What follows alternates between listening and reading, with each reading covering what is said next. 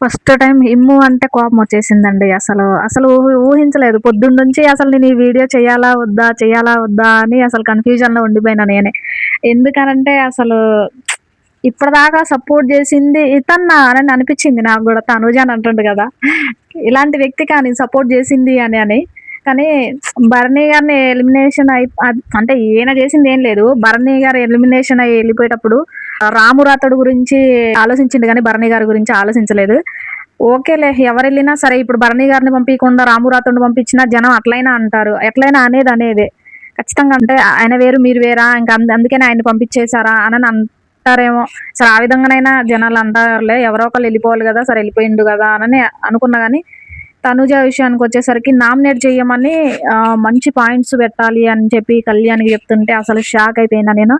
ఇంకా నామినేట్ చెయ్యలేదని గొడవ పెట్టుకుంటుండే ఇంకా షాక్ అనిపిచ్చింది. ఎందుకు ఇమ్ము అట్లా చేసినావు నువ్వు? నీ మీద అసలకి ఉన్న హోప్స్ మొత్తం పోయినాయి అసలకి. ఏమో అబ్బా! ఏం జరుగుతుందో ఏమో హౌస్‌లో అసలకి. అంటే వీళ్ళు కొట్టుకొని అసలు నామినేట్ చేయాల్సిన వాళ్ళని మర్చిపోయారనిపిచ్చింది నాకైతే. ఎవరెవరిని ఎలిమినేట్ చేస్తారనే ఒక ఆలోచన ఉండే. కానీ వాళ్ళందరిని పక్కన పెట్టేసి వీళ్ళు కొట్టుకుంటున్నారు. వాళ్ళు మంచిగా సేవ్ అయిపోయారు. మంచిగా ఎంజాయ్ చేస్తున్నారు వీళ్ళ గొడవ చూసి.